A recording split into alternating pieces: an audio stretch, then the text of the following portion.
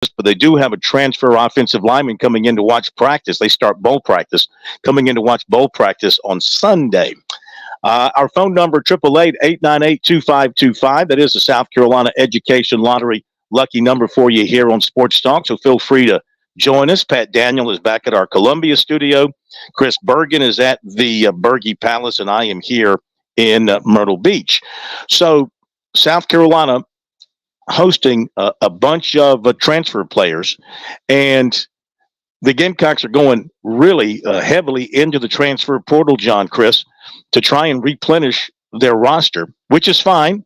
It is certainly a way to do things this year to build up your talent base. The question is how heavily – see, people want to say, look at Colorado. Look what Dion did with all the transfers at Colorado. Yet – they flamed out. I know their quarterback got hurt late in the season, but they flamed out. Once they started playing much better competition, they flamed out. Now, I don't know what's happened with them transfer-wise, players leaving or players coming in to this point, but my point is I don't think you can just build a roster around transfer players.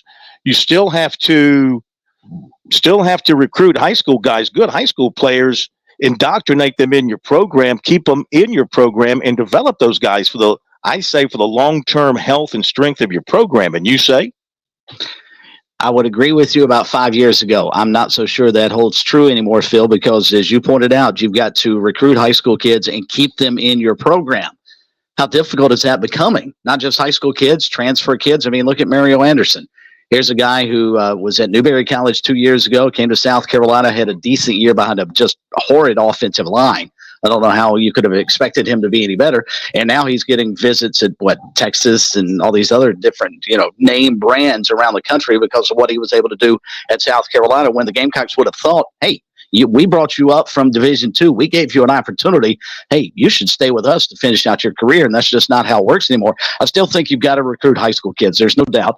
And I saw a tweet quoting Dabo Sweeney earlier today, and he was talking about how sad it is that high school kids are getting overlooked. But that's just the reality now, with South Carolina having, what did we figure? What did you say yesterday or the day before? 16, 18 kids in the portal? Yeah, about that. Mm-hmm. You've almost got to replenish everyone you lose out of the portal with somebody else in the portal, don't you? Because, I mean, sooner or later, you're going to run out of high school kids that have committed to your program, and you've got to plug and play quickly. And from South Carolina's perspective, they've got to find some guys, especially in the wide receiving core and on the offensive line, that can go to work starting tomorrow and be ready to go when the season opens up. I don't think they can wait 2, 3, 4 years on prospects coming in and developing and improving.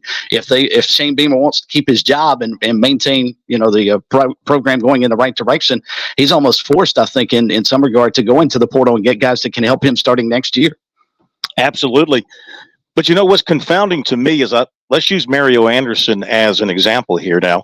As a young man, you got to give him a lot of credit. He was determined to get to the high level of college football. He wasn't recruited heavily out of Berkeley High School, and he goes to Newberry. He makes himself into a D2 All-American. He gets the opportunity to come to South Carolina, does a nice job, a slow start. They finally, because of injuries and need, he gets his shot, and he doesn't let him down. Not only does he lead the team in rushing with over 700 yards, he also became very good at pass pro. He would stick his chin right into a blitzing linebacker or an oncoming defensive tackle, and wouldn't think about it. So he became a valuable player. Now, he got an offer from Oklahoma. Now, we know Oklahoma's probably got a bunch of money, and we know Oklahoma can recruit anybody in the country. And this is what's confounding to me. Why, if you're South Carolina, and this guy is valued by Oklahoma, a much better program, a national elite program, why aren't you getting it done to keep this guy? Why aren't you? What's the deal? You think you're going to get Rocket Sanders from Arkansas? Maybe they think it'll be just a switch off. Okay, well, you're going to lose Mario Anderson, but we're going to get Rocket Sanders. Maybe you will, maybe you won't. He's coming in for a visit this weekend. But that's, you got a given thing here in Anderson. I'm wondering why and how they came up short with this offer to Mario Anderson, unless they just don't value him at that level, and they feel like they can invest their money more wisely with somebody else. I don't know. I mean, I don't know that you overlook what he was able to accomplish again behind just a miserable offensive line. I thought he was one of the biggest surprises they had this season because, as you pointed out, nobody I think expected much. Yeah, those of us in South Carolina knew what he had done at Newberry, but the response there is, yeah, but that's at Newberry. How's he going to do in the SEC? Well, when he finally got his chance, he made it so hard for the Gamecocks, and partly because there was nobody else in the room, but he made it difficult for them to take him off the field. I think you deserve, and maybe they offered him a bunch of money, and he just wanted to go somewhere else. We'll never know, but I think that's a guy you would want to keep in the fold because of what he was able to accomplish this year in his first year in the scheme. Maybe in year 2 under Dowell Loggins, he explodes and becomes a 1,000-yard rusher next year. But here's another thought. If you're a running back looking at South Carolina, if you're Rocket Sanders, for example, or this Elijah Green coming in from North Carolina, and you look at that South Carolina offensive line, don't you kind of do a double take? I mean, if they watched video of South Carolina and watched that offensive line flail away trying to block quality defensive linemen, wouldn't you kind of take a second thought and like, hey, man, I need to go someplace where they can block for the running game. Now, maybe they're going to tell them, look, we're going to bring in a bunch of new offensive linemen as well. But again, that's just a guess. You have no guarantee that these new linemen that you're going to bring in are going to come in and change the entire complexion of your offensive line. And of course, there's people who are screaming for Lonnie Teasley to be fired. So it could mean a new offensive line coach if Beamer's listening to that. So, I mean, if you're that kind of a running back, if you're Rocket Sanders, for example, don't you take a close look at who's going to be blocking for you before you make a decision? You would think. But again, going into this upcoming season, then we think, there was a chance for that offensive line to really blossom and be a strength for the Gamecocks instead of a massive weakness, which it turned out to be. So who knows? And I think that's probably how you have to sell it. Yeah, we didn't meet expectations. We had limited bits and all the injuries. Let's be fair. They did not perform well, but let's be fair. A lot of the guys who were in there mid-season moving towards the end of the season, I'm not sure Shane Beamer and his staff expected them to play as much as they had to, like Tree Babalati and Trevon Ball. I mean, those were guys I think they were hoping to maybe mix in a couple of games here or there, not become starters, at Georgia and at Tennessee and these type places because just out of necessity. So in fairness, yeah, the offensive line deserved a lot of criticism, but I think a lot of it was injuries too. So do they improve if they can keep those guys healthy? And Chris, one more point, Phil, to jump in here.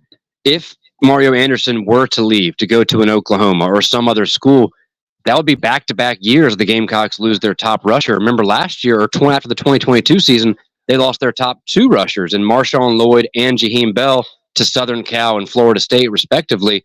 So that would be back-to-back years. And that then even furthers your point, Phil, as to why is this happening? Why are the Gamecocks not able to retain these guys? Is it as simple as dollars and cents? Is that all that it is? Or is there something deeper with what you're alluding to regarding the offensive line?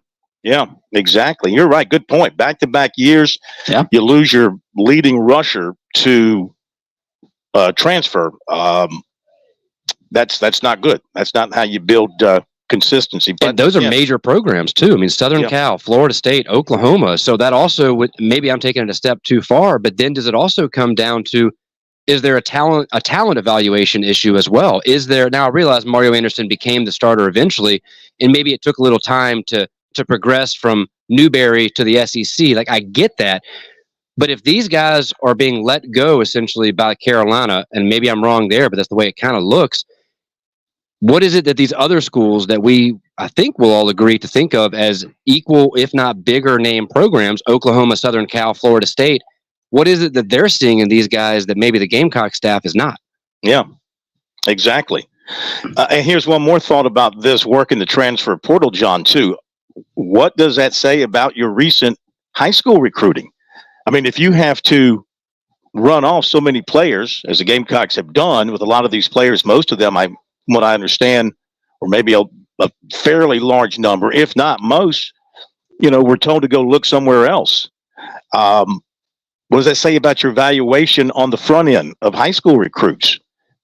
now that you're having to work the transfer portal, John, so hard to replace players, a lot of questions there.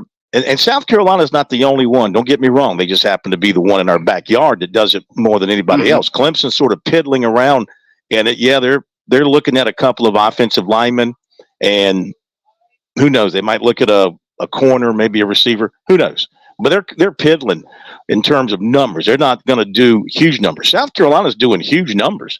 And again, if that's the way you're going to do your program, that's the way you're going to do it. Well, and let me throw a name at you. I don't know if you're going to have long-lasting success that way with the constant turnover, but you just might. Let's throw a name at you, and we were talking earlier about Mr. Football, and there's really no clear, defining name of the 5 that we think will become Mr. Football this year. Like last year, I think everybody thought it was going to be Lenore Sellers. Turned out to be Xavier McLeod. Xavier McLeod recruited. So he signs with South Carolina. He's Mr. Football in the state. I would think everybody would agree that was a good signing by the Gamecocks. And here's a guy who's no longer with the program. Is that USC's faults in poor evaluation, or is it a situation that, hey, here's a kid that just didn't work out in our program? From what I was told, and this is what makes the fact that he won Mr. Football kind of surprising. I mean, you had Lenora Sellers, who had all those huge numbers, over 4,000 passing yards, and by all accounts was the perfect student. Oh, yeah, no doubt. In terms of behavior and community service and grades and all this. In the case of McLeod, he had been suspended a couple of times at school, at least a couple of times, for behavior issues. And supposedly an excellent football player, maybe thinks more of himself than is actually there. I don't see where, I haven't checked, I don't see where there are a lot of people offering him so far since of course, I don't know that he's officially hit the transfer portal. Maybe his name's in there, maybe it's not. I don't know. I mean, he's out of South Carolina. We know that. But when I heard about that, I mean, that was sort of, that raised my eyebrows about how this young man, with a history with some issues at school, because part of winning Mr. Football is recommendations by your teachers, your principals, and all that. So I guess the folks at Camden must have signed off on it in putting his name in for consideration for Mr. Football. But it didn't work out for him at South Carolina. Sellers has got a chance, they think, to be an excellent quarterback for them. The finalists this year are Zion Dobson from Hampton County, great athlete, unbelievable numbers. He's here in this game.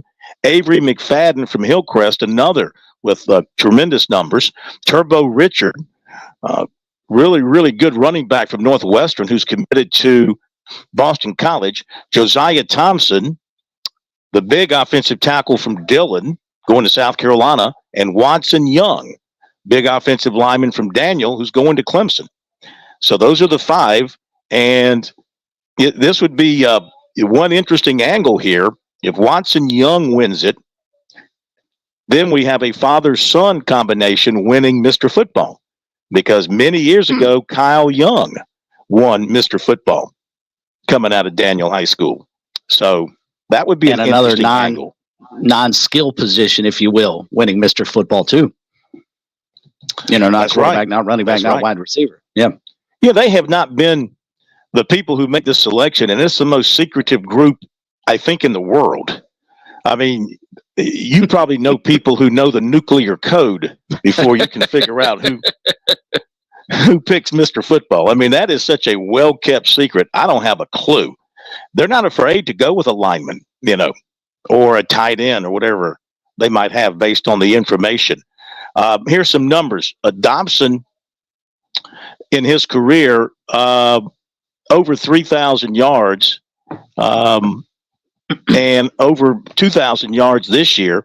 McFadden, a wide receiver who's committed to Georgia State and Shrine Bowler, and he had over 200 yards in his career, 32 career touchdowns. Richard, going to Boston College, over 1,000 yards rushing this year, 53 touchdowns in his career, or maybe a little bit more than that at the time these stats were compiled. Thompson headed to South Carolina, 6'7", 290, and looks like that kind of got the perfect build for an offensive tackle. He's sleek. He moves well. They think he's going to be a terrific offensive tackle. And Young was originally committed to Appalachian State, and then Clemson offered him. And, of course, he made the move to Clemson. He's a left tackle for an outstanding team at Daniel High School that averaged 470 yards per game this year. So that's a good group of 5 right there to consider. I think Pat had a question for you, if I noticed on our chat. Oh, yeah. Go right ahead, sir. Sure, yeah. Got time Before here. We had a caller in. He was unavailable to go on the phone, but Oscar in Charleston, longtime listener, had a question regarding the transfer portal and if there was a maximum amount of offers that any school can make. The best answer I could give offhand was that as long as a school remains under the total scholarship limit, they could make as many as you want. But if you wanted to expand on that, and just if there's a maximum amount of players that any school can take from the portal. Yeah, good question. There is no limit. You can offer as many as you want, but you're exactly right. You still have to be at the 85 number come August when everybody is officially counted as being on scholarship in your program. But you can, man, if you want to sign 50 transfers, you can sign 50 transfers. Okay. There's no limit to that. Part 2 of that question, thank you for that. Part 2 of that, there's more. What about what about visits? Are there a certain amount of official visits that a school can offer to transfer, or people that they offer within the portal? Yeah, you can have as many as you want to come in for official visits. Now, I think the NCAA raised the limit that the athletes can take to 10. You can take 10 official visits, and I think they removed the limit as to the number of official visits a school can have. They used to have a cap, which I think was like 56. I think that's been wiped away. Yeah, go figure. We'll be back after this break. Don't go away. On Point Weather is made possible by our friends at Palmetto Citizens Federal Credit Union on 107 The Point. Here's your weekend forecast. Not as chilly tonight, a low of 47 degrees. For tomorrow, our warmest day of the week, 72 the high to go with a mix of sun and increasing clouds. For Sunday, it's a rain out likely with a high of 72, heavy showers, gusty winds too. Looking ahead, another cold front's coming our way. Next week, highs in the 50s. I'm Kevin Cohen with your On Point local weather. Hey y'all, my name's Ted from Flight Deck Restaurant. With the holidays approaching, people are looking for places to hold large parties. Flight Deck Restaurant has what you need. We have 4 different rooms that can accommodate groups from 12 all the way to 120 people. As long as you eat dinner with us, Flight Deck does not charge a rental fee for the room. Flight Deck Restaurant can accommodate wedding receptions, rehearsal dinners, Christmas parties, birthday parties, anniversary parties, civic organizations that need to have a regular place to meet. Flight Deck Restaurant is a full-service restaurant, and we can provide audio-visual equipment. Please consider Flight Deck Restaurant in Lexington. Thanks y'all, and God bless. With SRN News, I'm Keith Peters reporting a federal judge is prohibiting the separation of families at the border for purposes of deterring immigration for 8 years. U.S. District Judge Dana Sabraw's ruling on Friday in San Diego preemptively blocks resumption of a lightning rod Trump-era policy that the former president hasn't ruled out if elected to a second term next year. European Union negotiators have clinched a deal on the world's first comprehensive artificial intelligence rules. The announcement paves the way for legal oversight of emerging technology used in popular services like ChatGPT that's promised to transform everyday life and spurred warnings of dangers to humanity. On Wall Street, the Dow up by 130 points, the Nasdaq rose 63, the S&P 500 advanced 18. This is SRN News. Ho, ho, ho. 'Tis the season to shop where Santa always shops. That's at Shooter's Choice, Santa's first stop. Have you been naughty or nice? Shooter's Choice has been awesome with their brand new, huge showroom to make your Christmas shopping a great experience. A massive space of firearms, ammo, and accessories to choose from. Benelli, SIG, Glock, Colt, Henry rifles, Bergara rifles, Franke, Stoger. I mean, come on. You have every major brand to choose from at Shooter's Choice. And to make it a simple job, let the pros at Shooter's Choice help you with Christmas selection. You just can't decide. Well, no problem. Gift cards are the answer. They always make shopping easy. Santa's marking down prices on new items up to Christmas Eve, and along with the daily and weekly specials, well, you will not be disappointed. Fill your Christmas wish list, save hundreds of dollars. If your sleigh can't make it to Sunset Boulevard,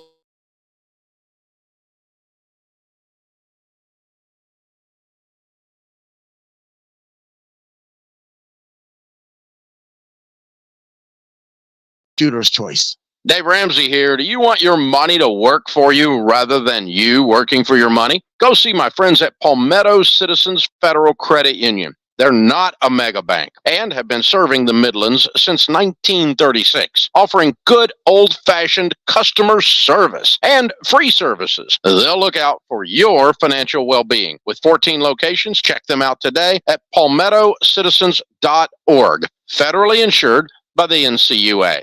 Hi, I'm Karen Pickard. And I'm Katie Griner. Every Tuesday at 8:30 to 9 a.m., we'll be talking about issues that concern seniors and their families. So join us right here on The Point Radio for the Positive Points on Aging, brought to you by Oakley Village of Lexington. Hey, it's Jay with the Cigar Militia, Columbia's premium cigar store. I am here to help you. How hard is it to come up with some gift ideas for Dad? Well, first get Mom's permission and then stop by and see us. And we don't just have cigars, we have all the accessories, lighters, cutters, ashtrays. Come in and check out our huge humidor. And did I mention we also have very comfortable leather chairs that you can sit in while you enjoy your cigar or pipe? We're at 1410 Colonial Life Boulevard.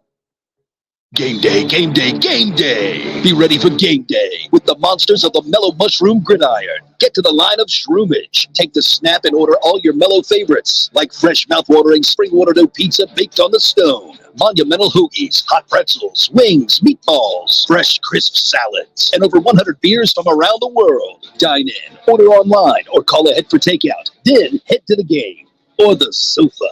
The Mellow Mushroom in the Vista and on Sunset in Lexington. Every Friday morning at 9 a.m. on The Point, join me, Chad Jordan, and my co-host Larry Jordan for the Palmetto Real Estate Pros. We'll help you out whether you're looking to buy, sell, or just learn all things real estate every Friday right here at 100.7 The Point.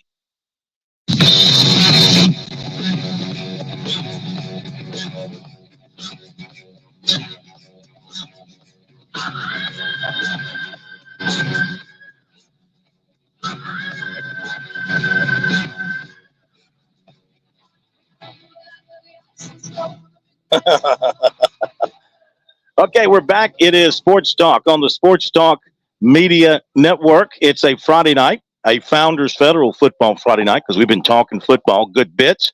And we got football coming up tomorrow for you, high noon on the network, with the annual Touchstone Energy Cooperatives Bowl from here at Doug Shaw Memorial Stadium. Our phone number is 888-898-2525 if you'd like to join us. Now, because of his new position as the executive director of the South Carolina Athletic Coaches Association, which he officially took over yesterday, longtime sideline voice of the bowl game, Scott Early, cannot be with us in that capacity.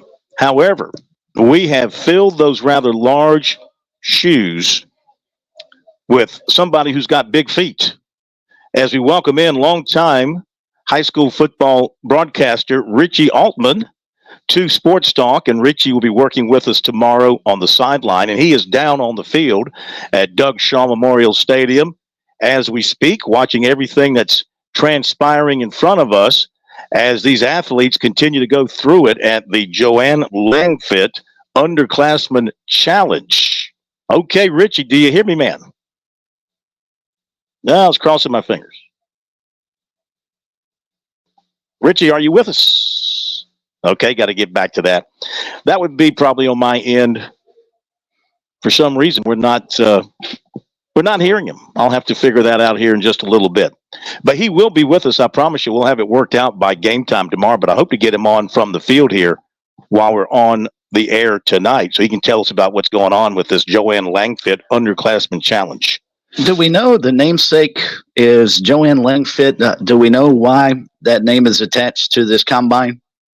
Yes. You know? She was, and she's passed away, a teacher or administrator for many, many years at Myrtle Beach High School, and very close to Coach Early from his days coaching at Myrtle Beach High School. She died in October of 2020, and she, trying to see here, I'm reading her obituary as a matter of fact.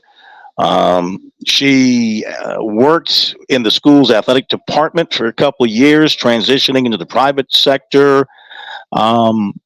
She was the secretary and local coordinator for the All-Star football game for 12 years. So she worked very closely with Coach Early in helping run the All-Star game from here at Myrtle Beach High School. And, you know, there are plans being talked about to continue to expand things here with the All-Star game. And perhaps before we know it, maybe sooner than later, there could be some sort of coordination with the Shrine Bowl. And I think it's entirely possible that we could have what a lot of people have wanted for a long time in high school football in our state, Chris, a doubleheader with the Touchstone Energy All-Star Game and the Shrine Bowl being played on a weekend here in Myrtle Beach. How about that? That could awesome. come to fruition. I think it'd be great. I don't see a problem with either game being run, concurrently with the other one.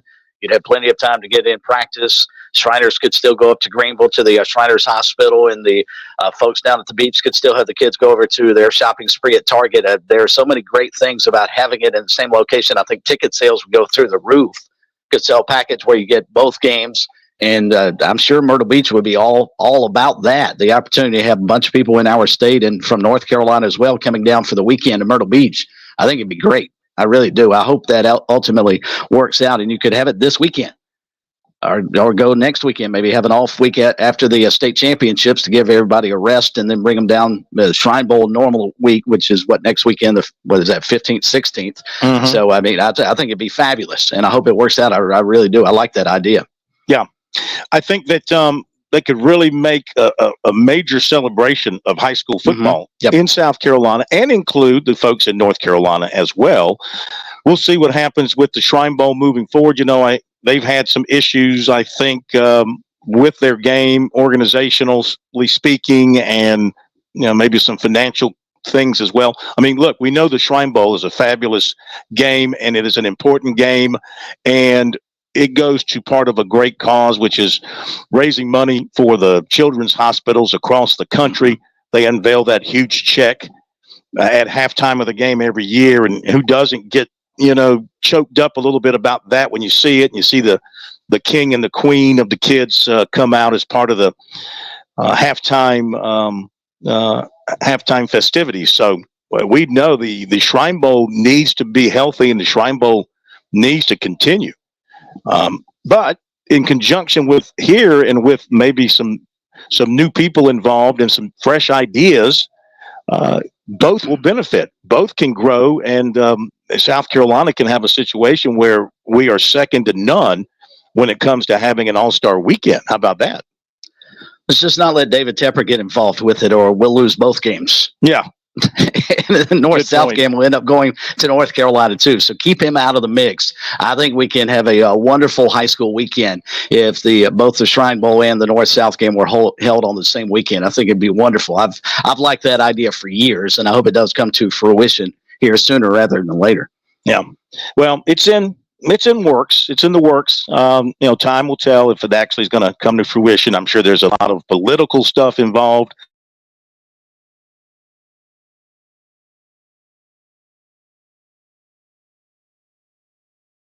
Triple 888-898-2525, South Carolina Education Lottery lucky number for you here on Sports Talk. All right, let's talk a little basketball. Then we'll do recruiting after the break.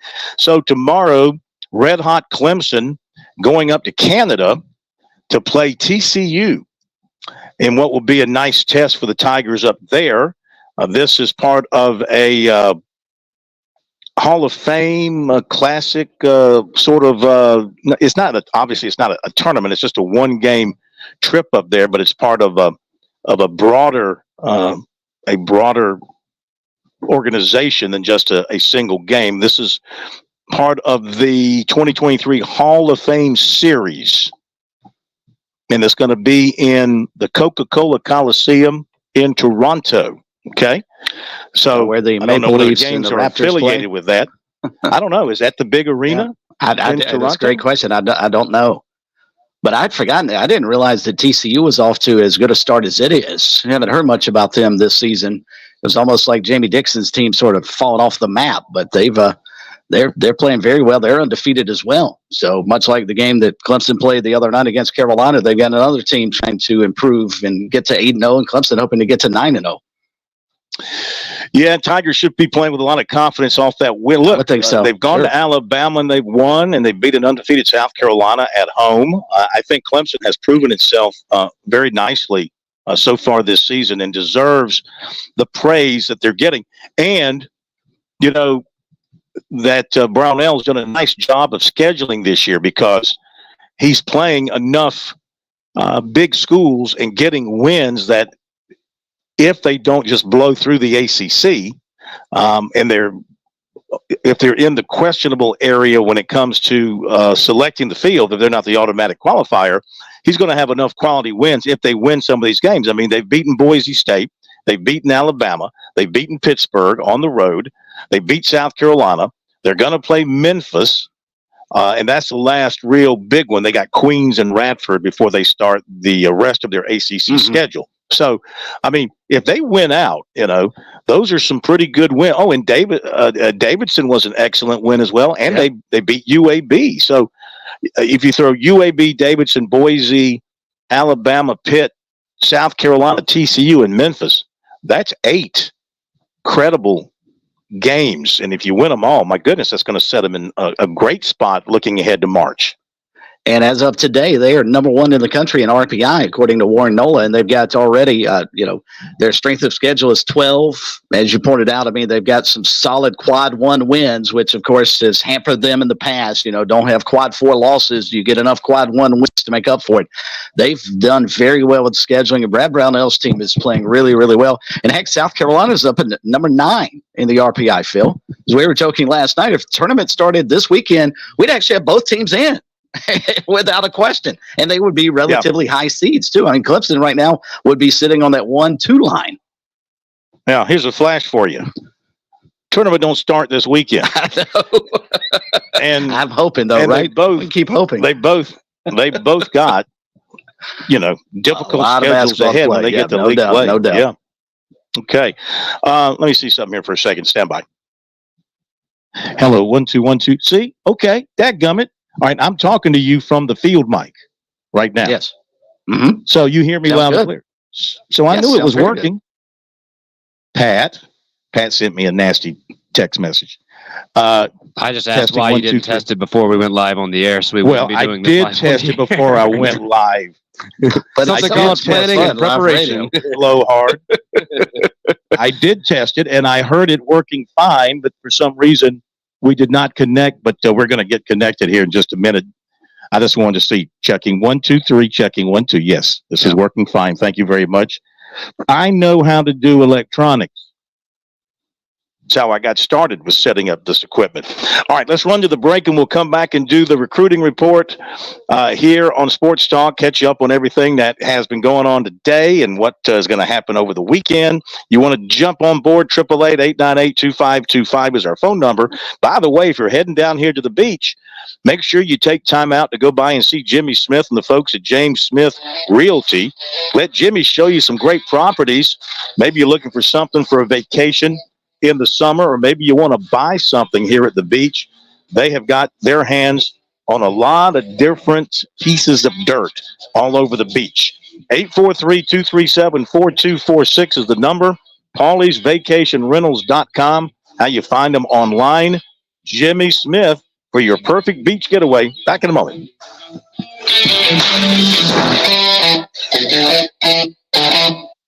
Farm Bureau Insurance's agricultural roots and ties to South Carolina farmers have shaped the company's culture and work ethic, providing a unique customer experience. Customers are treated like people, not policies. Now, while other insurance companies may have a one-size-fits-all approach to handling customers, we believe you need to be valued and treated right. Our claims professionals work until the job is done, and our agents still believe in the commitments that comes with a handshake.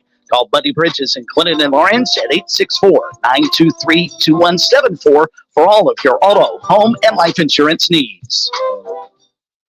You've put in the work for your education. The extra early, extra late, extra work. That's because you understand education opens doors to better pay, better opportunities, and a better you. Being educated about playing the lottery is no different. It helps you be a better player, one who knows when to play and when to take a rain check. The lottery's a game, so let's keep it fun. Learn more at sceducationlottery.com/betteryou. Touchstone Energy Cooperative members save more on electricity, and members save more on insurance, groceries, healthcare, restaurants, travel, concerts, and sporting events through Co-op Connections. Touchstone Energy is an alliance of the member-owned electric cooperatives, and as a member, the power is yours. Experience the power of co-op membership with Touchstone Energy and find out how much you can save on electricity and a whole lot more at touchstoneenergy.com. Call Lawyer Lisa. Experience the difference with Lawyer Lisa. Hi, this is Lisa Hostetler-Brown. If you or a loved one are over 65 and haven't completed a long-term care planning consultation, now is the time. Did you know that if you aren't able to afford the high cost of skilled care, your assets can be rapidly depleted to only $2,000 unless you plan 5 years in advance? Visit lawyerlisa.com to see how we can help. 7511 St. Andrews Road, Irmo, South Carolina. George Bryant here for Tsunami Bar Sports, and some say the fun is in the winning. I say the fun is in the training. And Tsunami Robbie, what do you say? George, we all know you get more done when you're having fun. This technology is different. It's engaging, but it's also a lot of fun to use. Hi, this is Phil Kornblut. Be sure to click on the digital ad on SportsTalkSC.com and get 5% off any Tsunami Bar order using promo code VBB5. Don't wait, order today. The stars do shine brighter at the beach as some of the best senior high school football players in South Carolina will be on display Saturday in the 76th Annual Touchstone Energy Cooperative Bowl. This is Phil Kornblut. Be sure to join us for our broadcast starting at noon from Doug Shaw Memorial Stadium. We'll have it all from kickoff to postgame, plus the announcement of Mr. Football at halftime. That's the Touchstone Energy Cooperative Bowl this Saturday at noon on the Sports Talk Media Network. I get it. I get it. I get it.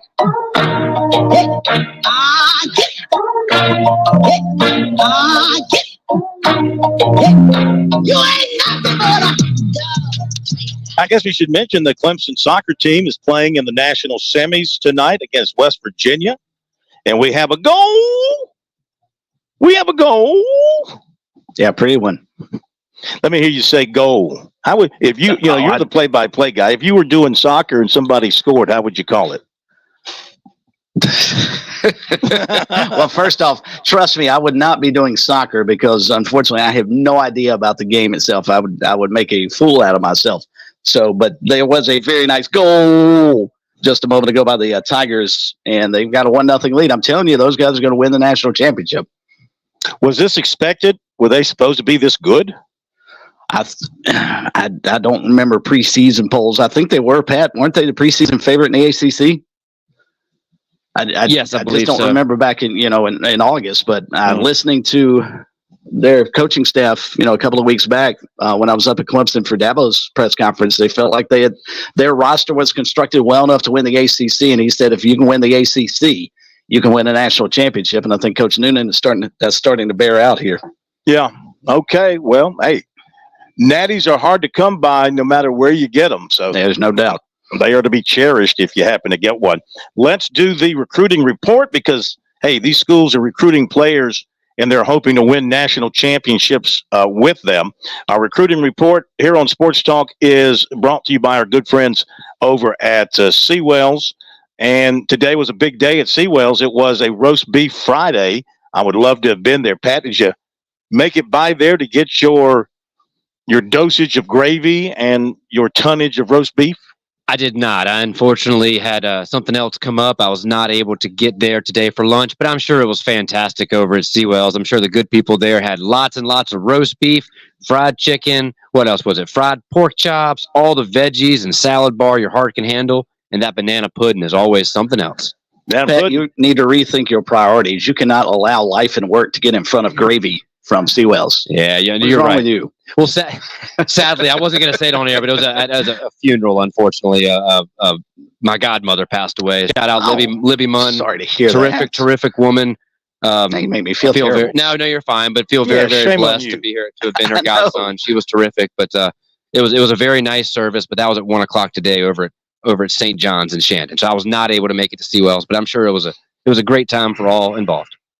Well, sorry to hear about that. I'm sure if the pastor or the preacher knew that this was a roast beef Friday, they would have scheduled that, to take place later in the afternoon for you. But I hope everything went smoothly with that.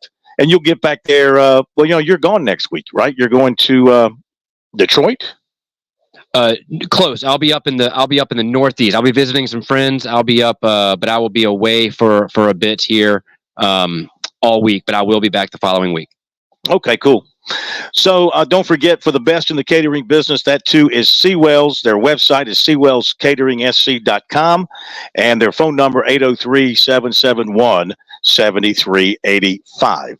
All right, big weekend for South Carolina recruiting-wise. One who's coming in is defensive tackle Jerome Simmons, 6'4", 333, Highland Junior College, Kansas. He's out of Bamberg. Flew out this morning out of Kansas City, meeting his parents in Columbia for the weekend. And he also was in for the Clemson game. So the Gamecocks are really heavily on his mind. And it could happen this weekend. He said if they are talking the good talk, probably. Meaning, will he commit? If they are talking the good talk, probably. But he's also talked about taking some other visits. He really likes Coastal Carolina a lot. And Georgia has been involved with him some as well, and he has thought about visiting there perhaps in January. He is not an early enrollee, and he's not planning right now until signing into February. Now, he could sign in December if he wanted to, but he's not enrolling until the summer. So we'll see if he decides to commit, and then we'll just see if he decides to sign in December. He took an official visit to Louisiana last weekend. All right. South Carolina was scheduled to have high school offensive lineman Elijah Thurman of Hinesville, Georgia, in for his official visit this weekend. That no longer is happening, no longer involved with the Gamecocks. If you flash back to what we reported on him earlier this week, he told us that Clemson was his number one, and he was feeling pretty good towards Clemson after making an official visit there. So maybe the handwriting was already on the wall. He's going to announce on Monday. It certainly looks like Clemson for him. Others scheduled to visit this weekend at South Carolina, all transfers. Running back Oscar Attaway of North Texas, running back Elijah Green of North Carolina, running back Rocket Sanders of Arkansas, receiver Jared Brown of Coastal, receiver Jaden McGowan of Vanderbilt, tight end Tyler Neville of Harvard, defensive tackle L.T. Overton of Texas A&M and his brother, defensive tackle Micaiah Overton, also of Texas A&M, and defensive back Gerald Kilgore from Tennessee Tech. Middle Tennessee State transfer offensive lineman Keelan Rutledge plans to visit Clemson Sunday, according to David Hood of TigerNet. He planned to visit Georgia Tech today and is scheduled to visit Auburn on Sunday. I don't believe Clemson has offered yet, but they're interested. He's coming in to watch their practice. USC target running back Daniel Hill of Meridian, Mississippi, taking an official visit to Mississippi State this weekend. He has had USC, Tennessee, and Alabama as his top three, with an announcement set for January 6th. Former USC running back Mario Anderson was offered by Oklahoma. That's according to Pete Nakos of On3. USC cornerback commitment Braden Lee has set an official visit for this weekend to Maryland. Of course, he's from up in Maryland. Miami transfer tight end Jaleel Skinner out of Riverside has locked in an official visit to Auburn for this weekend, according to On3. And here at the Touchstone Energy Bowl, players who have made commitments to schools. Offensive lineman Justin Joe South Florence to Charleston Southern. Offensive lineman Dylan Barbary of Airport to Appalachian State. Receiver Terrence Smith Jr. of South Aiken to Connecticut. Receiver Jerron Waiters of Wilson to East Carolina. Defensive back Devin Crumpton of Spring Valley. Preferred walk-on USC. Defensive lineman Bruce Nauber of Greenville to Furman. Defensive back KJ Chisholm, Well Branch, Jackson State. Offensive lineman Stephen Odell from Broome to Furman. Linebacker Miles Brown of Ridgeview to Virginia. Receiver Rashawn Cunningham of Chapman to Charleston Southern. Defensive lineman Jaden Wilson of Greenville to Charleston Southern. Offensive lineman Chase Gregoric from TL Hanna, and he has committed to Furman. And offensive lineman JT Sewell of Gray Collegiate, Appalachian State, and defensive back Isaiah McClary from Irmo, he commits to USC as a preferred walk-on. So there you go. Pretty good number. Not a bad number of kids in this game who've already made commitments, and others have offers to consider. Coaches were here. I'm sure some offers might have been handed out from some college coaches who were here for practice this week. They're able to do that if you're an FCS level program or a D2 program or a junior college program. Right. You can come here and watch and go talk to the kids and make them an offer right then and there. Can you stay the whole week, or is there limited time that you can do that? You know what? I think, don't hold me to it, but if the rules are the rules that I remember from the past, I think you can watch one team one day and one team the next day. I think. But don't hold me to that. Makes sense. What are rules? What are rules? They're guidelines. They're just guidelines. Suggestions. They're just suggestions.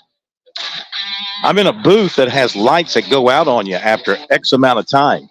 There you go. But I just waved my hands and I said, let there be lights. Yeah, they did a really nice job with that. The renovations over at Doug Shaw with the press box. It's really nice. Oh, yeah. Number one thing's the elevator. A wonderful elevator, because those steps were some of the toughest to negotiate. All right, top of the hour. We'll be back.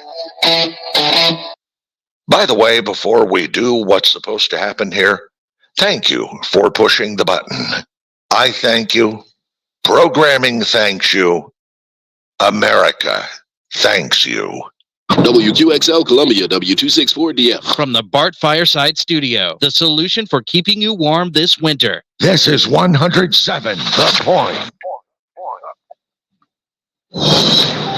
News this hour from townhall.com. I'm Keith Peters reporting. The United States has vetoed a United Nations resolution backed by almost all other Security Council members and many other nations demanding an immediate humanitarian ceasefire in Gaza. In remarks to the UN Security Council, Deputy U.S. Ambassador Robert Wood says an immediate ceasefire would simply plant the seeds for the next war because Hamas does not want durable peace. Our goal should not simply be to stop the war for today. It should be to end the war forever, break the cycle of unceasing violence, and build something stronger in Gaza and across the Middle East so that history does not keep repeating itself. The vote in the 15-member council on Friday was 13-1, with the United Kingdom abstaining. There were chilling accounts of the 4 deaths and grief in Oxford Township, Michigan in 2021, as a judge sentences the admitted high school shooter Ethan Crumbly to life in prison. Correspondent Jackie Quinn reports. I thought I was dying. Student Kylie Osage was shot and couldn't get up from a blood-soaked carpet as her friend Hannah lay dying next to her. I kept trying to reassure her.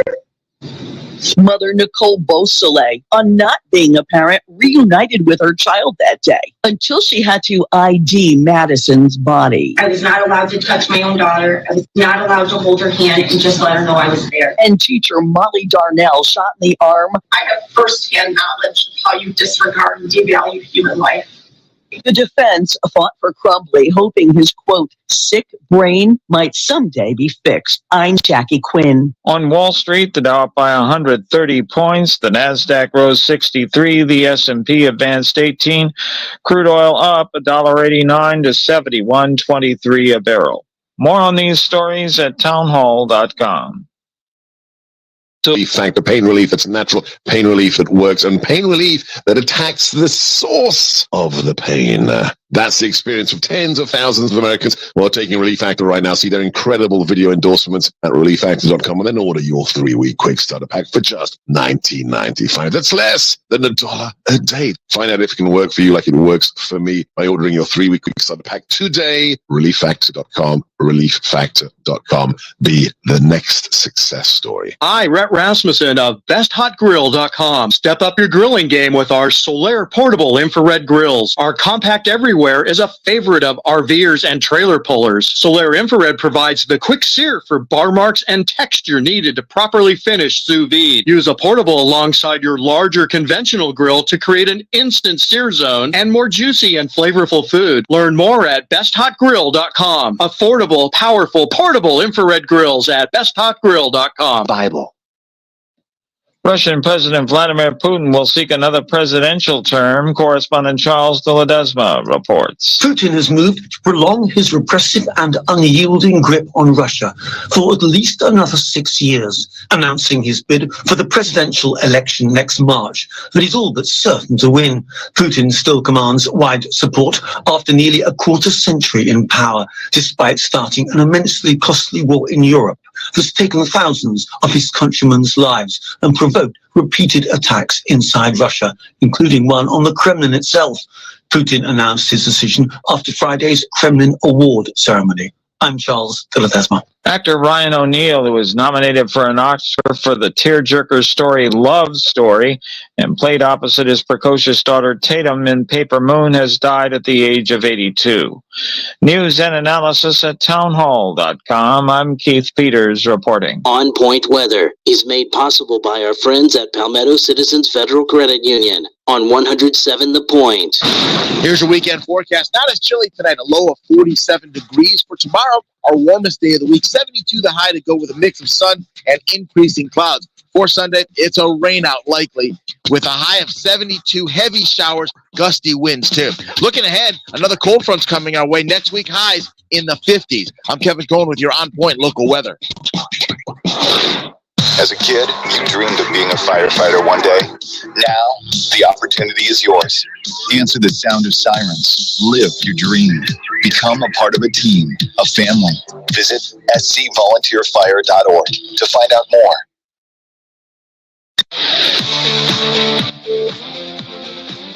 Welcome back to Sports Talk on the Sports Talk Media Network. You can reach the guys with the South Carolina Education Lottery lucky number, 888-898-2525. That's 888-898-2525. Now back to Phil, Chris, and Pat with the second hour of Sports Talk on the Sports Talk Media Network.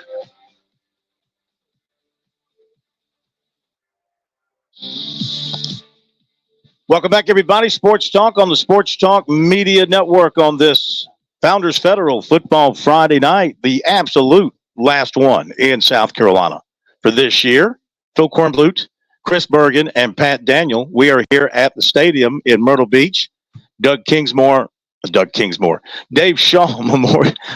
Doug Shaw Memorial. Name Stadium. it whatever you want to, Phil. I'm telling you, I'll just make up a name and throw it out there.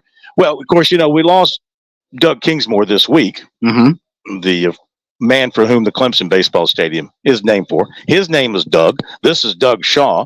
So I got the two crisscrossed because I'm trying to do 10 things at one time. And I'm not doing any of them really well. Down below, the competition continues. They got guys doing the old tug of war thing now down on the field.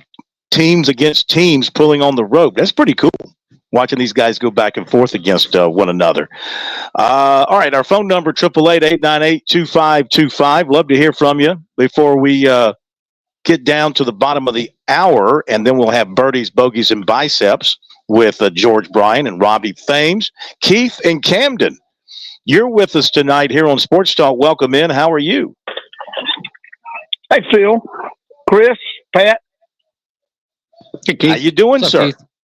I'm doing well. During the recruiting segment, you mentioned 4 potential running backs. I got a 2-part question for you.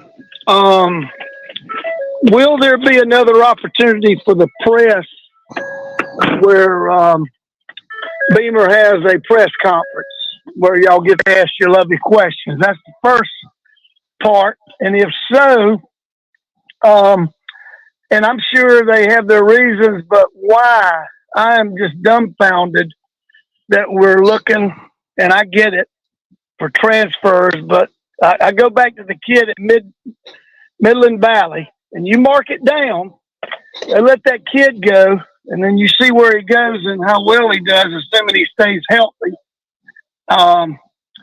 You know, you got to scratch your head about running back coach, evaluation, what have you. But I'm just curious if someone, given the right opportunity, would actually ask that question. Coach, what about these kids here? And they probably wouldn't answer it. No, they're not going to talk about a kid who's going somewhere else. Right. You know, that would be taboo.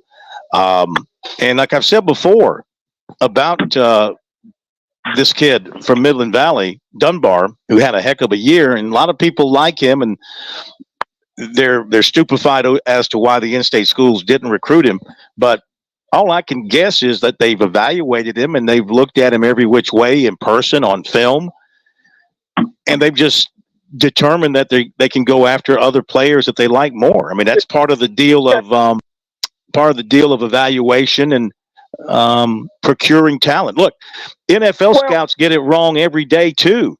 I mean, the guy who's starting for the 49ers might be the hottest quarterback in the league, and he was the last guy taken in the draft when he came out. So these evaluators, it's like recruiting, it's an inexact science. Well, Phil, and then one other comment, and then I'll hang up and listen. I agree. We're not trivia to everything, and I'm sure they've evaluated. But I'm just going to say this: if we get to next year and it proves that this kid is as good as he is, then you got to look at the running back coach, and you got to look at Beamer. You got to look at all of them. I mean, every year. And I get it. There may be people that want to leave the state because they grew up here, but you just can't let that type of talent disappear. And just saying we've evaluated and he doesn't fit our needs. Well, this time next year, we'll see how it goes. And somebody's got to be able to answer those questions. And I know you're the guy that asked them. So yeah. Well, enjoy the show.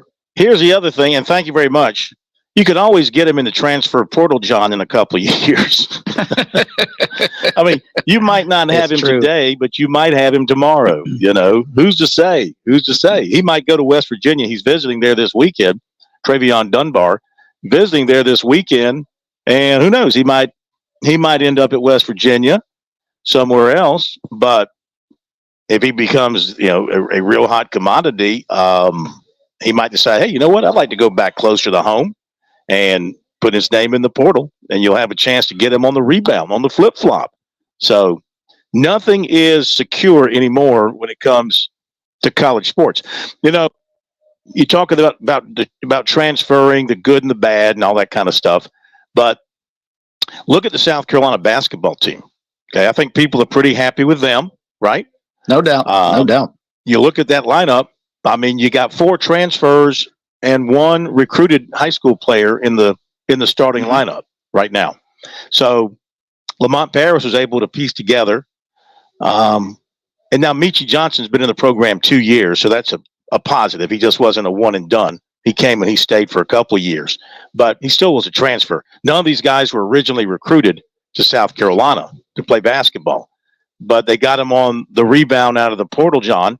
And to this point, it's worked out well for South Carolina. You think Brad Brownell's not happy with Joe Girard in his backcourt?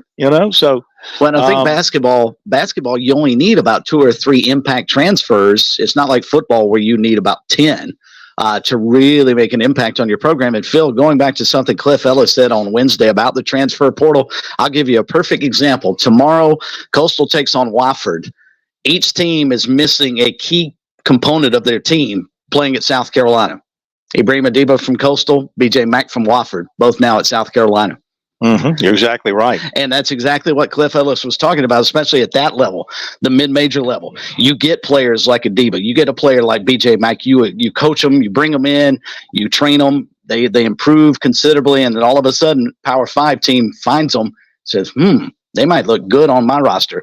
And BJ Mack has been a major impact transfer for Carolina. We don't know what we'll see from Adiba if he's able to get back in from his injury. But if he is able to go and he's anywhere close to what he would be, or used to be, he'll be an impact player for USC as well. Something else ironic we talked about with tomorrow's game between Coastal and Wofford. Mm-hmm. You want to share the irony that will be on display? It was almost exactly 1 year ago to the day that Dwight Perry, who's now the head coach at Wofford, took over as an interim coach for Jay McCauley, who ultimately was dismissed and replaced by Dwight Perry, who now is in the job in his second year. He took over right before, a day before, on December the 5th. Coastal played them on the 6th. Mm-hmm. And now here we come a year later, and Cliff Ellis resigns on, the 6th, and Coastal's going to play Wofford on the 9th with Benny Moss as the interim coach tomorrow. How do you think that's going to work with Cliff? I mean, because we asked him the other night, I wasn't joking when I said, hey, are you going to be sitting in the stands with your wife and screaming at the officials as a retired guy? And he said, no, I'm going to be, they have an area, I guess, upstairs outside the office where he can watch, and he can roll his chair directly. He can roll his chair right out to the, it's upstairs directly behind the baskets on one end of the HTC Center is where their offices are, and he can roll out in their glass windows. He can sit there and watch the game.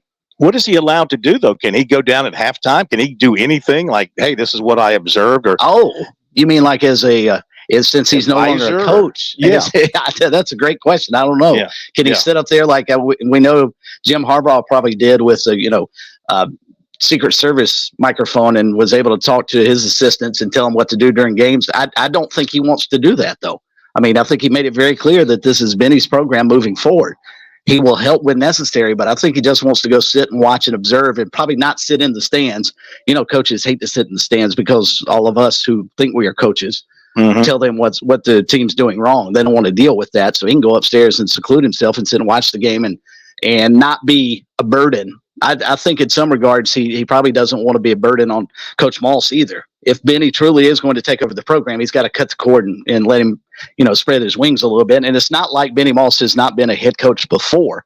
He spent 4 seasons as the head coach at UNC Wilmington before he came down to Coastal. So this is not new to him. So I'm thinking Cliff probably looks at it. Look, I'm going to be an advisor, and if he needs my help, great. If not, I'm just going to go sit and watch the game. I just don't want to do it in the stands with everybody else. And let's don't forget, there's football tonight. Of course, we had Clay Hendricks with us last night. There's football tonight involving a South Carolina team, Furman, taking on Montana out in Montana. That game will be on ESPN2. That's going to kick off at about 9 o'clock. I think the Paladins, being healthy, they get their running game going. They get Big Roberto going. That is a load. And when he finds a seam, for a guy his size, he's got pretty good get up and go. Get him going, get the running game going, and then you get Huff going, throwing the football. That's a pretty good combination for Furman. I like their chances going out there and playing Montana, even though, look, Montana ended up being, the number 2 seed. Correct. Furman would have been the number 2 seed had they not lost that game to Wofford. So this is a team, I think, in the minds of the experts that, these two teams match up really pretty well, I would say. They're extremely good on defense, Phil. I think the first team to get to 20 points, if anybody gets to 20 points tonight, wins that game. Because I think this is going to be a low-scoring defensive battle, and if Furman can get the run game going and get enough points, I think all they're going to need is about 3 touchdowns because of the way their defense is played, and Montana's probably thinking the same thing on their side. If we can just get a couple of touchdowns against Furman, that should be enough because of our defense. And fortunately, they don't have to deal with, as always is the case in November and December up in Montana, really potential for extremely cold and bad weather. Doesn't look like that's going to be the case. Dan Scott, the radio play-by-play voice of Furman, he tweeted out a picture of their stadium earlier. We reposted. If you want to see what kind of setting they're playing in tonight, it is gorgeous up there in the mountains in Montana. I mean, just beautiful stuff. I think that's in the Rocky Mountains. So perfect setting for football tonight. And I hope Furman goes in there and takes care of business. Yeah, it'd be kind of cool to see them advance. I remember way back when they won their first national championship. I went out and covered that game, and they played for the national championship in Pocatello, Idaho. And you ever been to Pocatello, Idaho? I have not. I've been to Moscow, we went to Pocatello, Idaho. Thinking it was in January because it was cold and snow was on the ground, and hanging out with some of the other media folks from South Carolina. I remember we drove down, got on the interstate, had some time to kill. We drove through Salt Lake City, went down to Logan, which is where Utah State is located, and drove all around there. It's beautiful. It's beautiful country. Mm-hmm. You know, but you really better take your long johns with you. There's no doubt. Because you will freeze. Okay, we're going to run to our break here on Sports Talk. Going to try one more time, see if we can get Richie connected with us. If not, we'll talk to him upstairs here. He's been down on the ground, but I can't figure out why we're not hearing him because it's working, but we're not hearing him. So I'm going to work on that, see if we can figure it out. Otherwise, we'll have him on the headset up here. And we'll be back. Don't forget Birdies, Bogeys, and Biceps coming up here at the bottom of the hour. We'll talk about the golf scene around the state of South Carolina. Also get Georgia's reaction to John Rahm going to the LIV Tour. Be back in a moment. South Carolina's taste buds have spoken, and they're asking for beef. There are more than 7,800 farms raising cattle from pasture to plate in the Palmetto State. So whether it's steaks on the grill before the big game, sirloin medallions plated for date night, or burgers with the family, make sure beef is a part of your playbook this football season. Smoked, grilled, and slow roasted. Find the best way to enjoy your beef at sccattle.org. Beef. It's what's for dinner in South Carolina. Funded by the South Carolina Beef Council, part of the Beef Checkoff Program.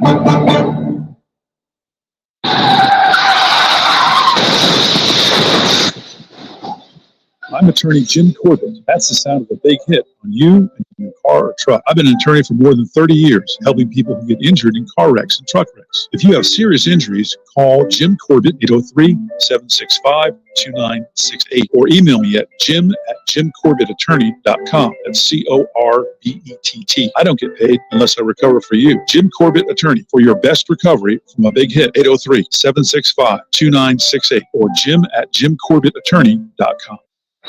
This year's Carolina and Clemson Jackpot $5 scratch-off tickets give you a chance to win up to $200,000, whether you're a Gamecock or a Tiger. Plus, you can enter your tickets into the Second Chance promotion for a chance to step on the field or the court to win $50,000, $75,000, or even $100,000. In this state, winning the Palmetto Series does matter that much. So get your tickets today. See SCEducationLottery.com for odds and details. Winning and non-winning tickets can be entered. Second Chance odds depend on number of entries received. Your home is where your memories live. It's where you laugh and where you love. We understand the importance of the valuables under your roof, tangible and intangible alike.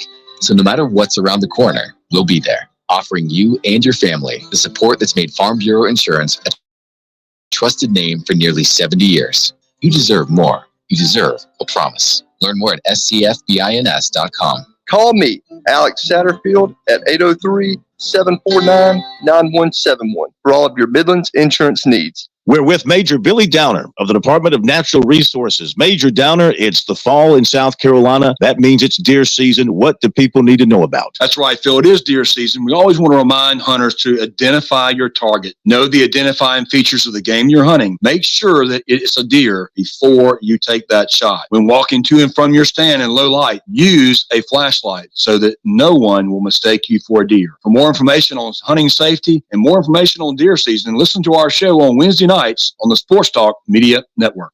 Discover holiday magic with Founders Federal Credit Union. Now through December 31st. Make your holiday shopping merry and bright with our special 7.99 APR rate on select holiday purchases made with your Founders credit card. You need to hurry though. This rate will be gone as fast as the holidays. Visit foundersfcu.com/cc to save big this holiday season. Call 1-800-845-1614 for details about credit costs and terms. The stars do shine brighter at the beach, as some of the best senior high school football players in South Carolina will be on display Saturday in the 76th Annual Touchstone Energy Cooperative Bowl. This is Phil Kornblum. Be sure to join us for our broadcast starting at noon from Doug Shaw Memorial Stadium. We'll have it all from kickoff to postgame, plus the announcement of Mr. Football at halftime. That's the Touchstone Energy Cooperative Bowl this Saturday at noon on the Sports Talk Media Network.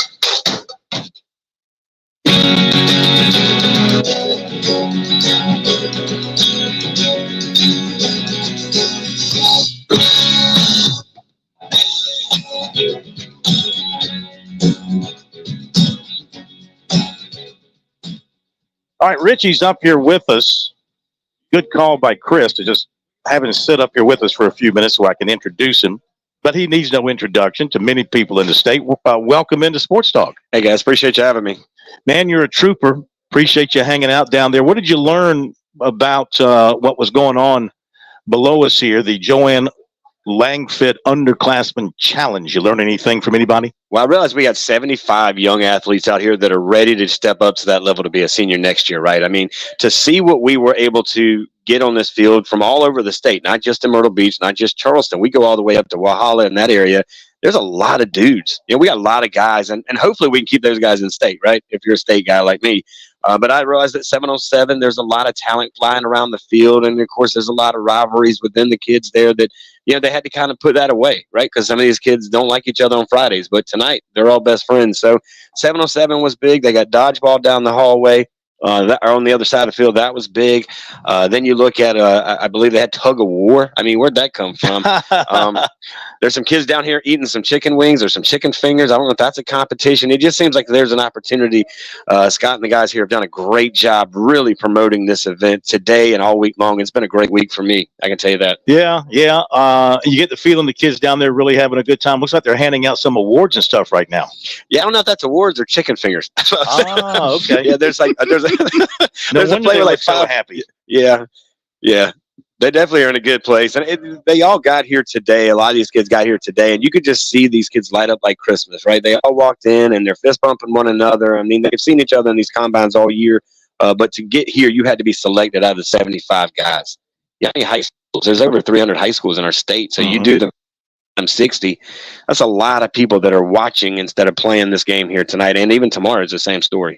Yeah, looking forward to a good crowd here tomorrow. The weather's going to be excellent. It's going to be a fast turf. You were walking around down there. When it's dry, that artificial turf is quick. I know the receivers in particular really like that. Yeah, I talked to the guys today. They said it takes, if it rains here, it's like a 25-minute to drain it. I mean, not even that really. It really drains very well here. I can tell you, I thank the good Lord for the elevator as well tonight, because I got a chance to make sure it works properly. Yeah. But yeah, it's fast. I mean, it's so slick down there. I grew up and went to SportsTalkSC back in '97 when I graduated. So this was a rivalry field for me. So it's kind of weird being here as long as I've been here all week. But I mean, what a great facility, great place to host high school athletes all week long. And I'm looking forward to tomorrow, because if this is any idea of what we're going to see tomorrow at 12 o'clock, man, we're going to have a heck of a show for 4 hours. Yeah, you think with all-star games, you want to light it up, you want to throw it all over the place. But, in preparing for the game and going over my notes and looking at various stats and stuff, I don't know that on the North squad that you're going to be having, let's see, make sure. On the North squad, just looking at the numbers from their quarterbacks during the season, not so sure these guys are big-time throwers. It seems to me like they're maybe more runners than they are throwers. It does seem like that. I think we got the guys that can run it on the north side. I think the south side's going to be a different story, though. I think you're going to see the ball thrown a little bit more on the south side. I've watched both practices all week long, so I can't really say that we have to really look at the narrative for the season, because these are all new coaches to these kids. They're going to try to pull as much as they can. And for guys like you and I, they're trying to predict it. Well, guess what? There's coaches on the other side trying to predict it. So they're going to pull a lot of rabbits out of the hat come tomorrow, I think. Yeah, I had a lot of turnover on the South roster. Let's see. Looks like 4 of the original selectees are not with the team now because of injury or illness. They had some illness early in the week. They weren't able to replace most of those. And they also had to make that 5. I forgot the kicker got hurt. Right. Kicker got hurt. Right. They had to bring in a kicker from Chapin, who's also a very good golfer, by the way, a +3 handicap for those who are wondering. The North squad has been able to hold its roster together pretty much as it was put together. Interesting. I want to see this Chase Bird kid from Greer, who's going to go to Clemson as a preferred walk-on. They see him as kind of a slot receiver, real good speed. Talking to his coach, Will Young, last night, thinks he's a real good player, got a chance to go to Clemson and do some things. Yeah, he's one guy on that side. On the other side, Phil, I want to see what the young man from Wilson can do. That's Mr. Waiters. I think that he's going to be committed. If he's not already, I want to say he's committed to East Carolina. Right? Mm-hmm. So he's a young man that had a lot of speed yesterday, and I really kind of watched to see what he was able to do. They moved him around. And then there's that big, tall wide receiver from Ashley Ridge. Man, that kid made some noise for a new coach that came down from Wren High School, and Coach Tate, and had those guys in, I think, the second round of the playoffs, if not third round. So that's the kid you want to watch. That wide receiver from Ashley Ridge. Yeah. Put him down and circle him and highlight him, because you're going to see a lot of him tomorrow. Number 17, Derek Sally. He's 6'4", 200. There's also a tight end off that team to keep an eye on as well. He is Dwayne Simmons, 6'3", 210. So Ashley Ridge had a couple of big guys. Chris Bergen, a veteran play-by-play announcer himself, voice of SportsTalkSC, didn't get a chance to call a lot of touchdowns this season. What's your favorite touchdown call? I don't really have a favorite one. My college usually does touchdown SportsTalkSC. As you pointed out, the unfortunate rare times that occurred here the past couple of years. Hopefully that is improving. They did have a fine quarterback that had to deal with Rocco had to deal with the injuries last year and would bounce back, and now actually going to put his talents to work on the baseball diamond over at Coker University. So we'll see how that goes for him. Wish him well. But yeah, I would like to have called some of these teams like Daniel and West Side and those type guys that score 40, 50 points a game. That's a lot of fun. You got a favorite touchdown call from your days? Oh, mine? Oh, there were so many. AJ Green was there. Shaq Davis. Did you have a signature call? See, players like that are touchdown. You get players like that. Oh, yeah. I mean, I kind of went into a little bit of, I would go into touchdown. I would name the player, the number, and then get back to the green wave, touchdown back in the end zone again. Put a green 6 on it. That sounds good as well. That was stolen. Now, my favorite one is when we did the Spivey special to beat Fort Dorchester in double overtime in 2018. You did that. That was my favorite call of all time, period. Got to hit the break. Thank you, Richie. Appreciate it. Birdies, bogeys, biceps coming up after the break. On Point Weather is made possible by our friends at Palmetto Citizens Federal Credit Union on 107 The Point.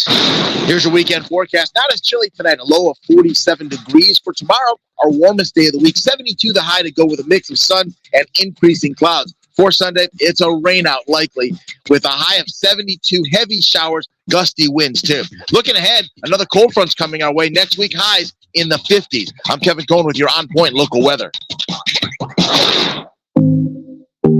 This is Ian with AccuClean. With the holiday season and gatherings with friends and family quickly approaching, now is the perfect time to get your carpets, rugs, and upholstery cleaned. AccuClean is a veteran-owned and local carpet cleaning company located in the Midlands for over 20 years. Call AccuClean today at 803-957-1202 to make sure your carpets are refreshed this holiday season. Once again, that's AccuClean at 803-957-1202. We hope to see you soon.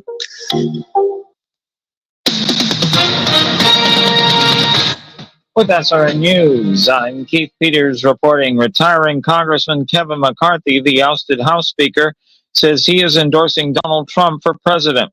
The outgoing Republican congressman also says he would consider serving in Trump's cabinet if the GOP frontrunner were to win back the White House.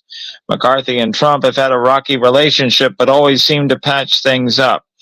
A teenager has been sentenced to life in prison for killing 4 students, wounding more, and terrorizing Michigan's Oxford High School in 2021.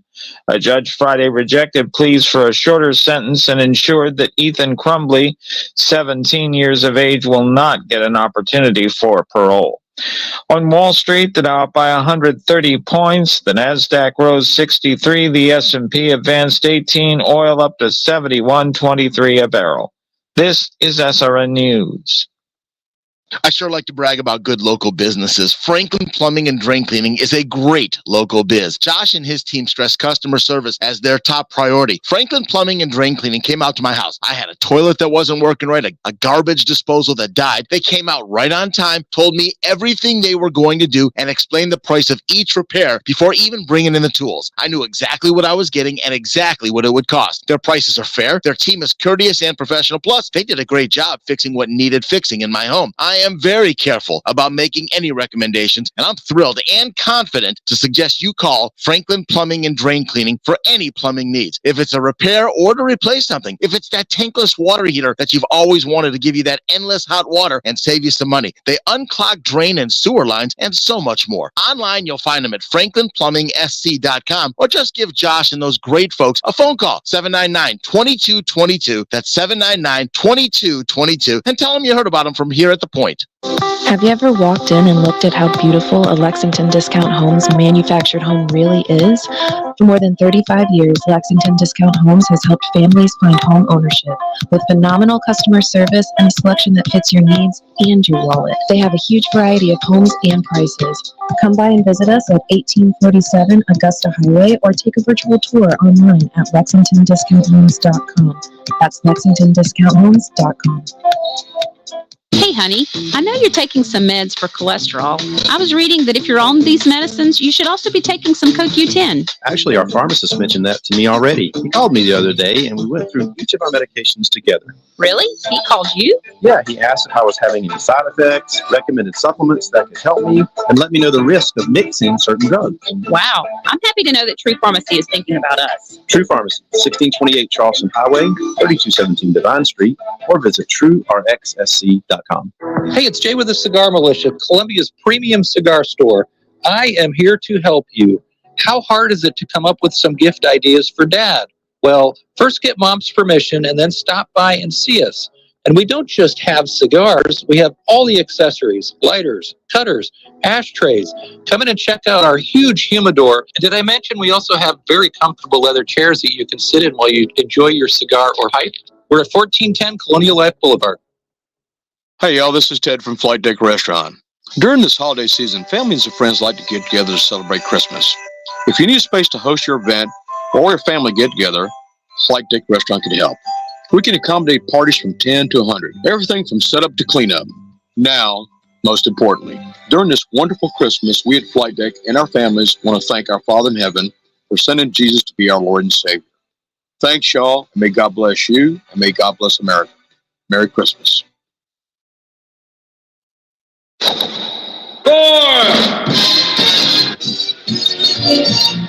Straight down the middle, it went straight down the middle. Then it started to hook just a wee bit. That's when my caddy lost sight of it. That little white pellet has never been found to this day. It is time to take our eye off the football and put our eye on the golf ball. Here on Sports Talk, time for another edition of Birdies, Bogeys, and Biceps.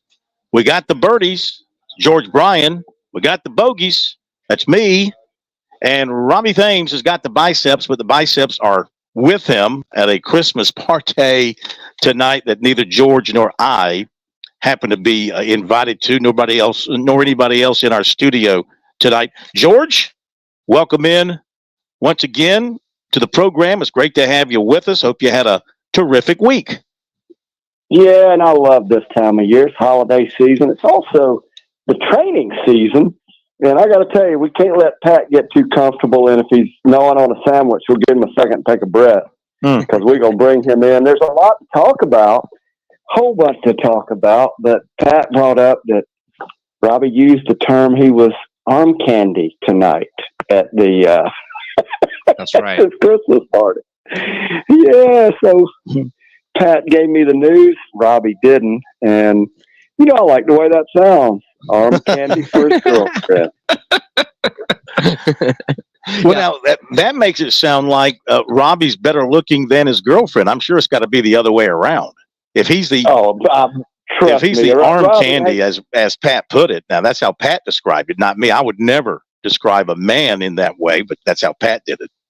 I sure did. Yeah, I'm comfortable. I'm comfortable, man. And also, I wanted to make sure I described it exactly like Rob did. I was reading that verbatim, and hey, we seem to focus on his biceps on this show. So maybe the arm candy was that she could just swing from his biceps and dance around the floor. Well, I can trust me. She is beautiful, and Robbie is not. I mean, he's the best looking guy I ever saw. He's ugly. And he's definitely girlfriend up. And, we just like to have fun. And on this radio program, it's kind of like our games. In our imagination, we just get better as the show goes on.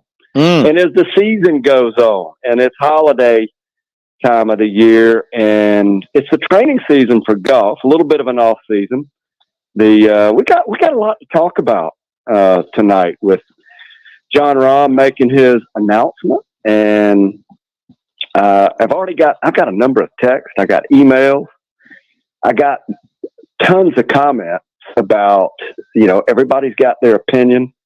What's really cool in the off season, there's golf news, and it's headliner news.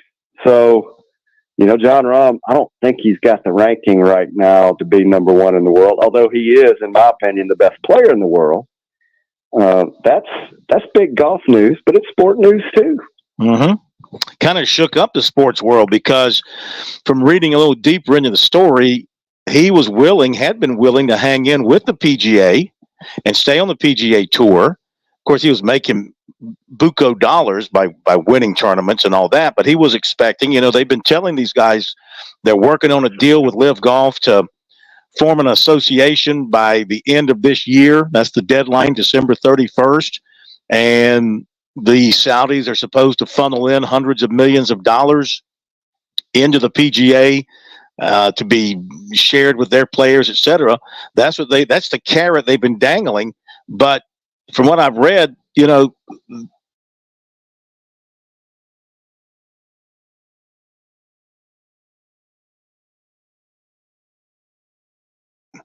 right now, imagine that, George.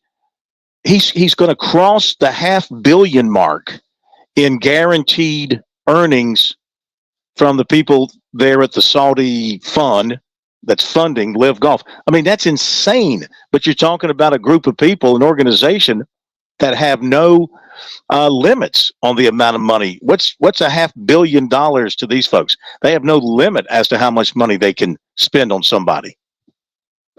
It is. It's fascinating. It's intriguing. It's news.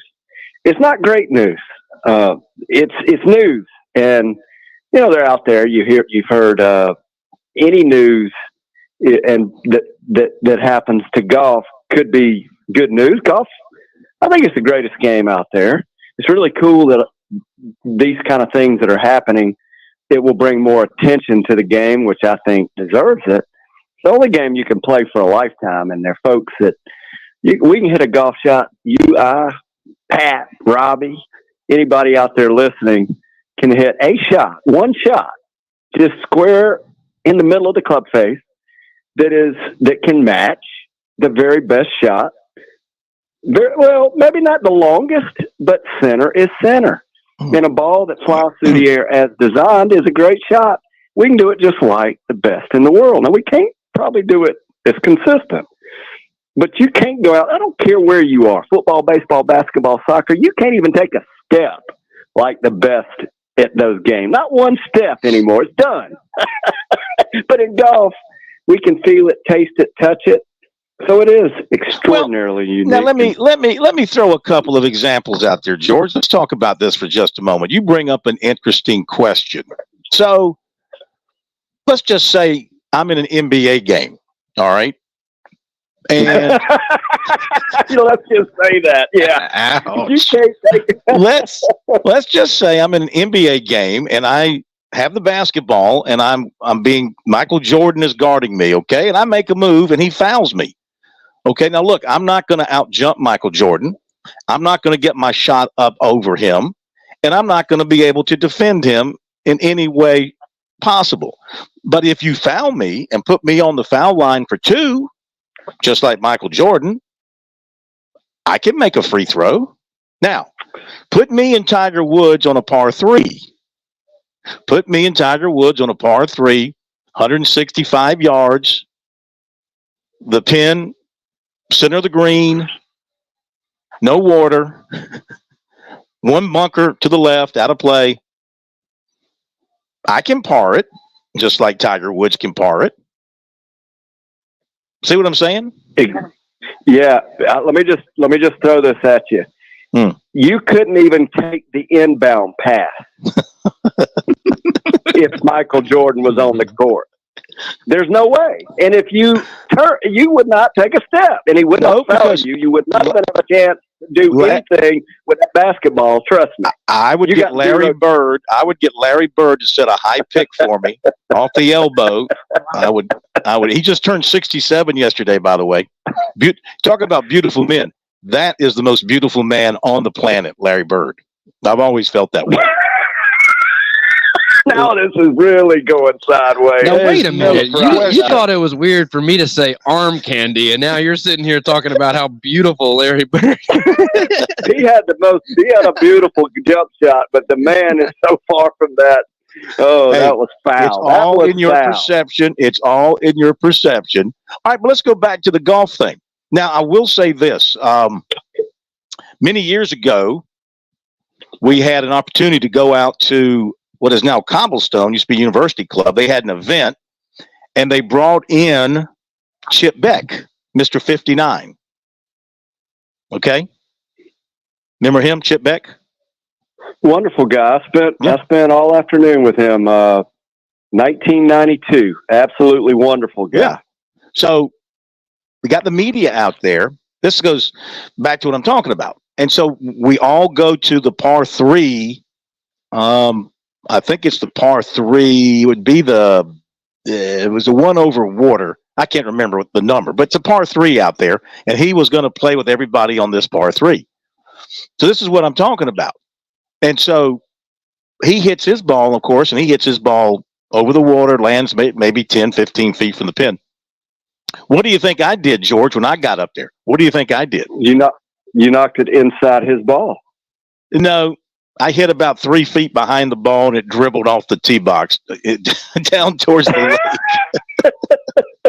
I totally choked. I totally, completely, 100% choked under the pressure of a guy that shot 59 on the PGA Tour. So the nerves got the better of me. Well, that's you would be able to take an inbounds pass and being guarded by Michael Jordan, still hang on to the basketball and get to the foul line. Okay. Yeah. And then make a free throw with 20,000 sets of eyes staring at him in the crowd. Hey, I'd be betting on you could probably hit the backboard, but not the rim. If it makes you feel better, Phil, I would just whiff the ball. If I were in that situation in golf, I probably wouldn't even make contact. Yeah. I did. I barely made contact. I'm telling you, I dug a hole deep enough to bury a dead squirrel. Hey, speaking of that, I had this reoccurring nightmare before I played in the PGA Championship that I would get to the second hole at Medina. Hey, it's cool. Jimmy Hawkins, the 1983 state amateur champion, sent me a video on Medina when Hale Irwin won. It was old VHS, and so I watched that video a number of times before the event. The PGA Championship was played in '99 there, and had the chance to play in it. Well, number 2 is a par 3 over water, and I had this nightmare. I kept dreaming that I'd never be able to get it over the water, and I had all these things that I would do in order to. I'd fake an injury, all of a sudden my back go out. I'd start limping. I just had this dream. I couldn't get it over the water, and I wouldn't finish the tournament because I couldn't get it over the water. And it didn't happen a lot, but I did wake up several nights sweating, going, man, I hope that's not real. So in the tournament, first round, I made a lucky birdie on the first hole. I mean, I couldn't hardly see. I couldn't breathe, choking like a dog, but I made a birdie on the first hole. My first hole in the PGA Championship, and look up on the leaderboard that's right by the second tee box, and it shows T1. Now, it's early in the morning, man, but T1, I'm at the top of the leaderboard, tied for first. And walking behind me and standing on the tee, walks up Tiger Woods, Tom Watson, and Brian Watts. Well, nobody knows Brian Watts anymore, but Tom Watson and Tiger Woods did not intimidate me. Tom Watson, on the other hand, did. That one bothered me. He's watching me. Starts pouring rain. I got the honor. I put so I walk out. I have the honor. I'm hitting first. I walk out on the tee. It starts to pour. I tee my ball up and walk back over. It's pouring rain. Walk back over. Tiger Woods whispers to the caddy, "Hey, you probably want to dry that ball off." And so my caddy Trip Berry whispers over, "Hey, Tiger said you probably want to dry that ball off." And I went, and Tiger heard me say this. I went, "My hands are shaking too bad. I'd never get it back on the tee." Are you serious? That is that's a true story. My ball sat out there in the rain. That was a good locker room story. And they asked me afterwards, man, what? And that prompted, because we're on the next hole, the par 5, and Tiger goes, now this is very quiet. Just, "Hey, what'd you hit? What'd you hit?" And he knew what I hit because he saw it. I hit a 4-iron. He knew what I hit. And I said, I didn't call it. I'm not going to say what I called him. I said, well, you know what I hit. Did you call him Tiger? He wanted me to ask. You call him Tiger? You call him Tig? Did you two become, did y'all bond? No, we weren't buddies. No, we weren't buddies. He was making fun of me because he knew what I hit. He was looking at my bag. He knew I hit a 4-iron. Uh-huh. So I said, he just wanted me to ask him what he hit. So we're on the next hole. That's all legal. So I go, "Okay, what'd you hit?" He goes, he grabbed the choke down 7-iron, and he looked at me, and I went, "Yeah," and he hit it right over the top of the head. The only thing I could say is that we had several little exchanges. He's very kind.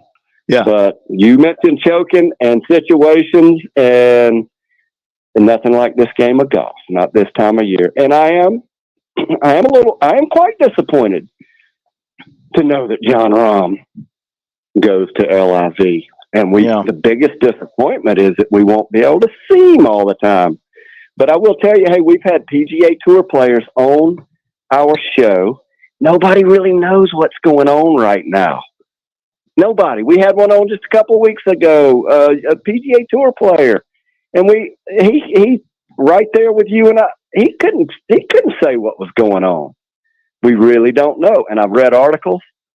I don't know the authors personally, but I can tell by reading the articles I've read, they don't know what's going on either. So I think it's a great time of year to speculate. We can guess, forecast. I'm not sure if anybody been interested enough to even call in the show, Phil, throughout the course of the week. Probably not in football season, but I wish they would. Not tonight. We're not taking any calls tonight, but is anybody called in to ask? No. It's football season that's still. Disappointing. Mm-hmm. That's disappointing. It's football season still. Yeah, well, I think most of the professional golfers, if you go back to the origin of what happened, and Greg Norman a long time ago had this idea of literally a Big 4, Big 10 tour where just a few of the top players would create their own tour. Mm-hmm. Well, that didn't go so well. The problem there is, well, there are a couple of layers of problems. First of all, he didn't come up with that idea. If you don't think that was presented to Nicholas, Player, Trevino, and Palmer, well, trust me, that was. And I don't know the people who did it, but that was thought about. You ever heard of Shell's Wonderful World of Golf? Oh, yeah. Well, that was basically a little. This is a derivative of the Live Tour, is a derivative of that particular idea, where it's exhibition golf, and that's been referred to. The Live Tour is a bit of an exhibition tour, a little bit like in the Olympic sports. You got the Olympic ice skating competition, then you have the ice shows, the circus, where they don't compete. They just show up and put on a performance and get paid handsomely. You know, a little bit like Olympic wrestling, real wrestling, and, you know, the stuff we see on TV. You know, not the best comparison, but I think the Live Tour is recreational. Yeah, they're playing for a lot of money. The other part, I wouldn't say recreational. It is for show, and they've got some ideas that long ago should have been adopted, like the team. There is a great place for team golf in our sport. I'm not saying I'm happy about the Live program, but I do think this idea of bringing team to golf. Had a great conversation with Thomas Hackett, who is from Boston. Went to Binghamton. He played in the Northwoods dogfight today. I don't know how he turned out. We'll find out tomorrow morning. Guessing that they lightened him up a little bit there, but he was talking about club golf in Ireland and how much fun club golf was. And I'm not sure this is going to happen real quick, but I do believe the Live Tour, what they bring to the table in golf is team idea. I think that's the next place for the game to grow. If it's going to be at the expense of people being unhappy with the PGA Tour or whatever they decide they do, well, you know, maybe that'll happen, maybe not. I tell you, golf's pretty daggum, still really popular. Tour players, you know what they play for? Yeah, that's right, money. They do play for the trophy, but hey, they're professional athletes. And it's, you know, there's another point out there.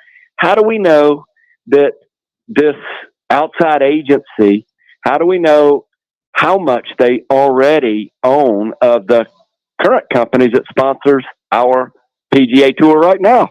I've been in conversations where that was a question that brought in a lot of, well, I'll put it this way. It was a very emotional conversation because you really don't know who has the stock in privately owned companies, for that matter, publicly owned companies. So they're already invested in some capacity, and that's a fact. That's already been established. So we're George, I've got a quick. Go ahead. I'm sorry. I've got a quick question for you about that, because you were referencing what Two Gloves had to say a couple of weeks ago, and I thought it was fantastic, talking about the lack of transparency from the PGA offices back to the players. The one difference I've seen in pro sports versus what happens on the professional golf tour is in the NFL, anything that the owners want to do, they've got to deal with the players union. Anything in the NBA that the owners want to do, they have to deal with the players union. If the PGA Tour players, as I guess individual contractors, I mean, would a unionized group maybe gain more respect from the front office and get more answers and more transparency? Would that even work in professional golf? Oh, I guarantee you it would. And if it was better transparency, if it was better relationship, there wouldn't be a Live Tour at this point. That's my opinion. All the things that have taken place, it really didn't need to happen that way. Greg Norman he went aggressive in the late 90s, early 2000s. And they thought they put a muzzle on it, but it's pretty apparent they didn't. I don't know everything there is to know. I know very little about what's what's been happening on the PGA Tour up until my son got involved. And here's what I know is the in the other sports, the owners, they're the owners, but the players definitely have better leverage in those sports than they do in golf. But that's changing rapidly, right in front of us, right this minute. And I think it's the right thing. There's no question. There are only 125 players supposedly. They call it the 125. Technically, there'll be 240, 50 players throughout the course of the year.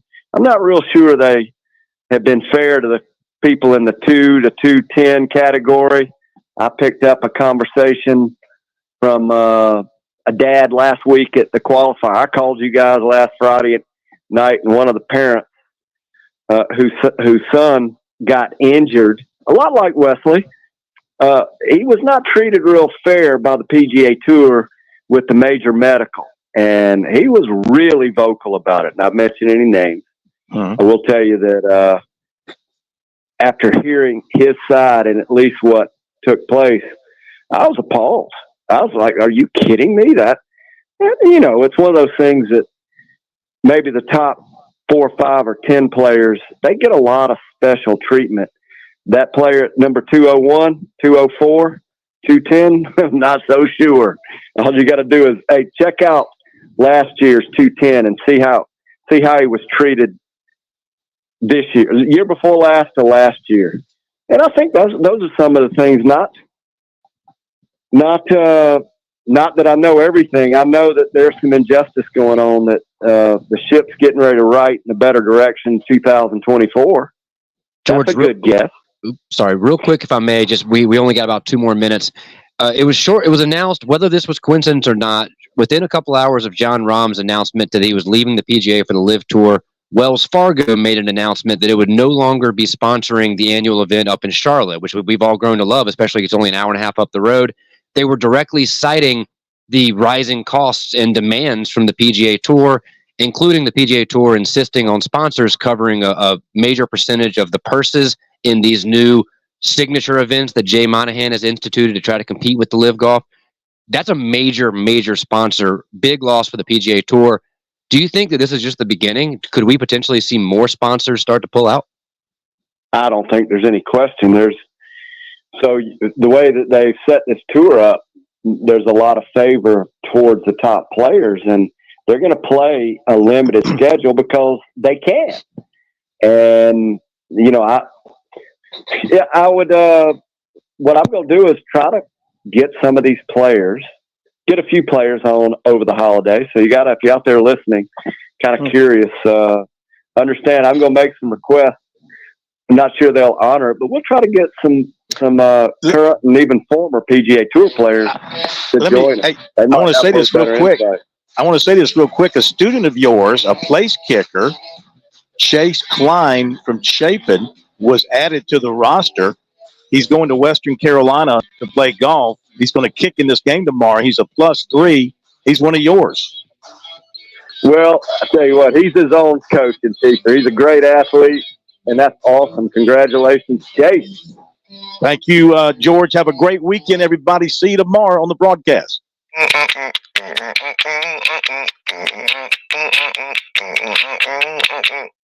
Someone will be right with you. The Point. WQXL Columbia, W264DF. From the Bart Fireside Studio, the solution for keeping you warm this winter. This is 107 The Point. News this hour from townhall.com. I'm Keith Peters reporting. The president of Harvard University is apologizing for comments at a congressional hearing that failed to denounce the threats of violence against Jewish people.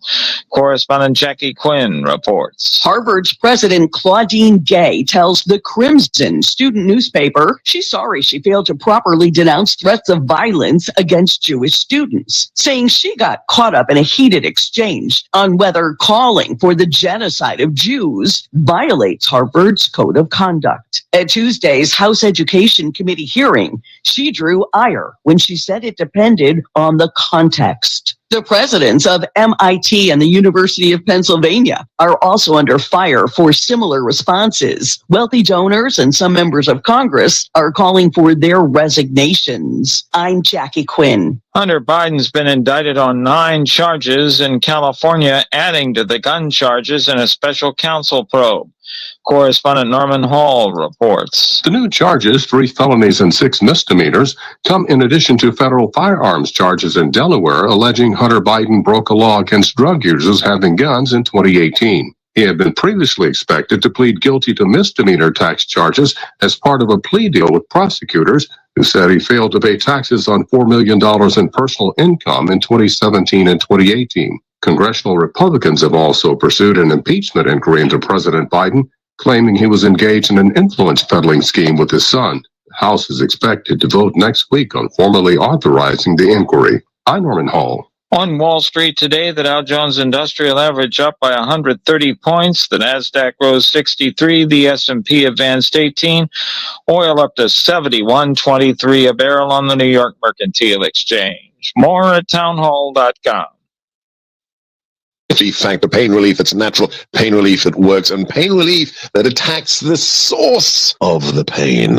That's the experience of tens of thousands of Americans who are taking Relief Factor right now. See their incredible video endorsements at relieffactor.com and then order your 3-week quick starter pack for just $19.95. That's less than $1 a day. Find out if it can work for you like it works for me by ordering your 3-week quick starter pack today. Relieffactor.com, relieffactor.com. Be the next success story. Stop overpaying for wireless. There is a better way. Pure Talk saves the average family about $1,000 a year on the most dependable 5G network in the U.S. You can get unlimited talk, text, and plenty of high-speed data for just $30 a month. If you're ready to cut your wireless bill in half, dial pound 250 and say keyword spend less, and you'll save an additional 50% off your first month. Again, dial pound 250 and say spend less, and make the switch to Pure Talk today.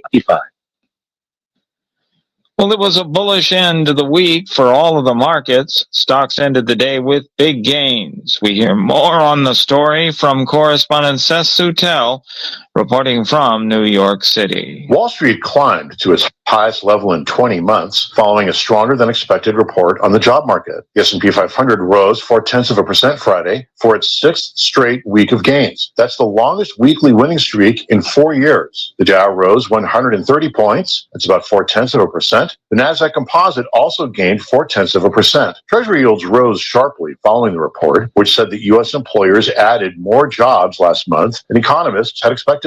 The strong data keeps concerns about a possible recession at bay, but markets are still worried that a strong economy could give more fuel to inflation. Seth Sutel, New York. News and analysis available at townhall.com. I'm Keith Peters reporting. Taiwan's defense ministry says it has spotted a Chinese surveillance balloon in the Taiwan Strait, along with a large-scale movement of military aircraft and ships. Taiwan says the balloon passed over the northern port city of Keelung on Thursday night, then continued east before disappearing. Taiwan has threatened to shoot down such balloons, but the ministry did not say what, if any, action was taken. In response to a media query, China's spokesman Wang Wenbin says, "First of all, I want to remind you that Taiwan is part of China, and there's no such thing as a foreign ministry or defense ministry in Taiwan." Taiwan adds, as of Friday morning, 26 Chinese military aircraft and 10 Navy ships have been detected. I'm Charles Villadesma. National Security Advisor Jake Sullivan met with his South Korean and Japanese counterparts in their latest three-way talks. More on these stories at Town Hall. I'm John Trout, host of America in the Morning, weekday mornings at 6, right here on The Point. We get your commute underway. It's your daily radio news magazine. We'll have the top stories and the latest breaking headlines from overnight. News, sports, weather, and great interviews as we help you get ready for what's coming each day. We're the perfect warm-up for Kevin and Brian. Start your day with America in the Morning, weekdays at 6, right here at The Point. The appetizer to Kevin Bryan, 6 a.m. Holy macaroni, 6 a.m. There's a 6 a.m. now on The Point. Have you fallen behind on your taxes and might be facing IRS penalties? Have wage garnishments, levies, or liens? Have unfiled tax returns? You want someone local and qualified. Don't fall for those national spots. Meet with me, Teresa, at Capital City Professional Services, and let me help you through your tax maze.